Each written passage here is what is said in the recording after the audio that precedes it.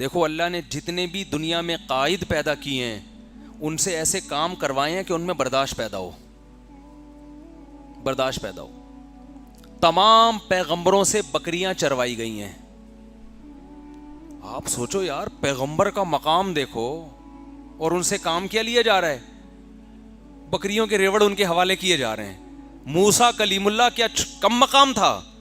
موسیٰ کلیم اللہ کوہ طور پہ بلا کے اللہ ہم کلام ہو رہا ہے, کام کیا لیا جا رہا ہے, 10 سال بکریاں چراؤ.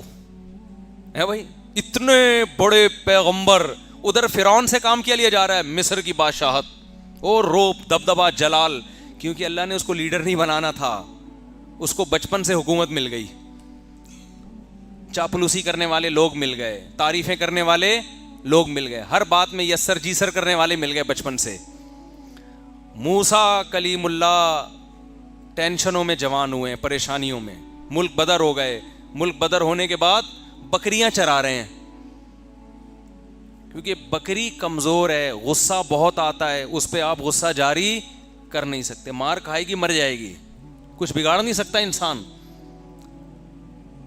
جب نبی نے صلی اللہ علیہ وسلم نے فرمایا کہ ہر پیغمبر نے بکریاں چرائی ہیں, تو صحابہ نے پوچھا یا رسول اللہ کیا آپ نے بھی؟ فرمایا ہاں, میں بھی اجرت پہ بکریاں چرایا کرتا تھا. سید الانبیاء سے اللہ نے کیا چروائی ہیں؟ بولو, بکریاں. اس میں 2 فائدے ہیں, ایک برداشت, دوسری تواضع. بکریاں چرانے والے میں تکبر نہیں ہوتا. جنہوں نے لیڈر بننا ہوتا ہے ان کے اندر اگر تکبر ہے تو وہ اپنی پھوں پھاں میں ہی لگے رہیں گے, وہ قوم کے کسی کام کے نہیں ہوں گے. سمجھتے نہیں ہو بات کو, میرا خیال ہے وہ پھوں پھاں میں لگا رہے گا اپنے. تو دل میں عجب ختم ہو جائے, بس بات کو سمیٹ رہا ہوں, خود پسندی, میں بس ہر وقت آدمی کیا کرتا رہے, میں ہوں, لوگوں سے تعریفیں سنتا رہے اپنی بیٹھ کے. تو ان پہ علماء نے الگ الگ بحث کی ہے, خود پسندی کیسے ختم ہوتی ہے, حسد کیسے ختم ہوتی ہے, کیسے ختم ہوتا ہے حسد, اور تکبر کیسے ختم ہوتا ہے. لیکن علماء کہتے ہیں, کیونکہ یہ صوفیہ کرام کا ٹاپک ہے نا, تو اس کو تصوف میں زیادہ اٹھائے کہ ایک چیز اگر اپنے اندر پیدا کر لو, ایک بیماری سے کا علاج کر لو, تو یہ سارے انڈے بچے خود ہی ختم ہو جائیں گے. وہ ہے دل سے دنیا کی محبت نکال دو, اللہ کی پیدا کر دو, بس یہ سارے انڈے بچے کیا ہو جائیں گے.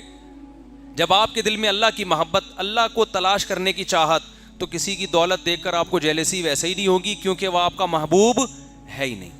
جیلسی جب ہوتی ہے جب محبوبہ آپ کی اور کسی اور کی گود میں جا کے بیٹھ جائے, کسی اور کے ساتھ سیلفیاں لے رہی ہے, ڈیٹیں کسی اور کے ساتھ مار رہی ہے, تو آپ جلو گے نا.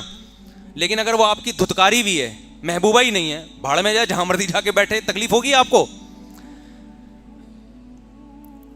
بھائی دل کے ارماں آنسوؤں میں اس وقت بہتے ہیں جب ان کے بچے آپ کو ماموں کہتے ہیں.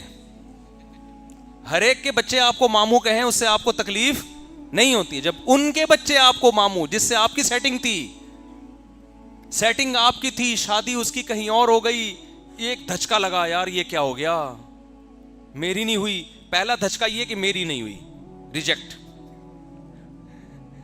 اس پہ غم ہوتا ہے, اس کے ابا نے انکار کر دیا. پھر جب اطلاع ملتی ہے کہیں اور منگنی ہو گئی ہے, دوسرا دھچکا لگتا ہے کہ نہیں لگتا. پھر جس دن بارات آتی ہے اور دلہن رخصت ہو کے جاتی ہے, ایک اور دھچکا لگتا ہے, بے اب تو نکاح بھی ہو گیا, رخصتی بھی ہو گئی. پھر جب اطلاع ملتی ہے بچہ ہو گیا, کیسا جلے گا کہ نہیں جلے گا. اور جب بچہ بڑا ہو کر آپ کو بولے گا ماموں, ہے بھائی کہ کمبخت, ساتھ غیروں کے میری قبر پہ آتے کیوں ہو, تم جلاتے نہیں مجھ کو تو جلاتے کیوں. جلانے کا مطلب زندگی دینا. شاعر جو ہے نا, محبوبہ کے غم میں مر گیا, قبر میں چلا گیا, محبوبہ قبر پہ زیارت کے لیے آ رہی ہے, آئی بھی اپنے بھائی کے ساتھ. تو وہ کہتا ہے کمبخت تو مجھے زندگی نہیں دے سکتی, جلا نہیں سکتی, تو کسی اور کے ساتھ آ کے تپا کیوں رہی ہے مجھے تو. یعنی قبر پہ تو کم از کم اکیلے آ جانا ملنے کے لیے, قبر پہ بھی بھائی کے ساتھ نہیں, یا میرے اپنے عاشق کے ساتھ آ رہی ہے جس میں جل رہا ہوں. یعنی تیری سیٹنگ کہیں اور ہو گئی تھی, تو اس بندے کے ساتھ آ رہی ہے میری قبر پہ یار.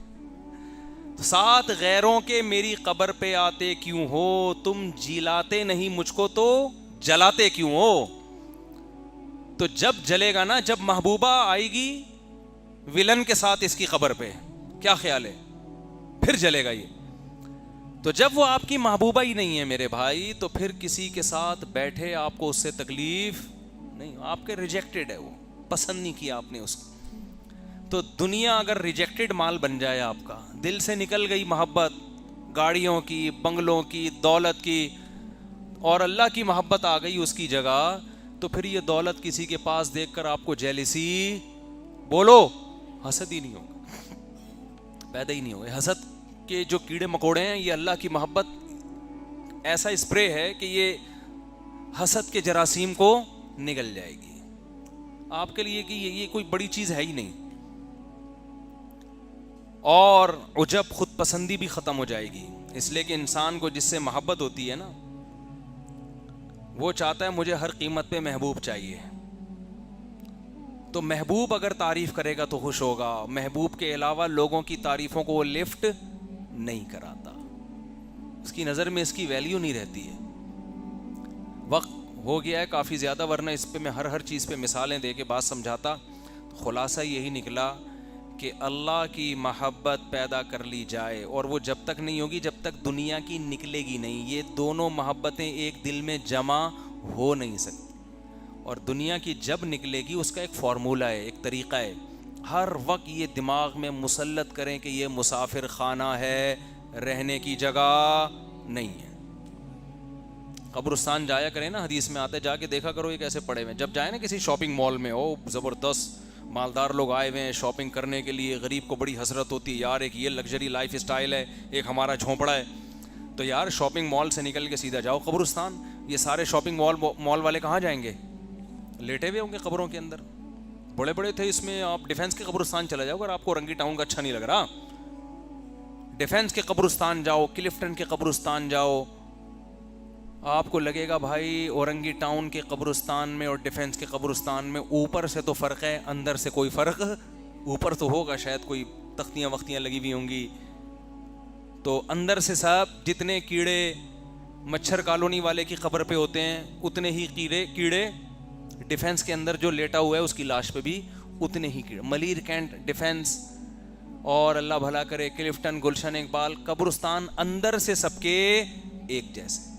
ختم، 2 دنوں کی کہانی ہے یار، گزر گئی گزران، کیا جھونپڑی کیا میدان، ختم ہونے والی دنیا ہے یہ، کیا کرنا ہے اسے دل لگا کے۔ لا احب الآفلین، ابراہیم علیہ السلام نے جب دیکھا نا سورج کو، ستارے کو دیکھا، تو کہا کہ شاید یہ میرا معبود ہے۔ جب وہ غائب ہو گیا تو فرمایا لا احب الآفلین، میں فنا ہونے والوں سے محبت نہیں کرتا۔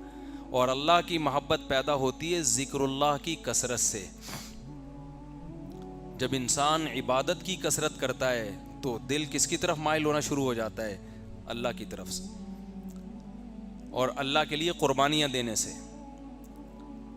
قربانی کا مطلب اپنی خواہشات کے خلاف جب اللہ کے لیے چلیں گے تو دل، اللہ کی محبت اس میں پیدا ہونا شروع ہو جائے گی۔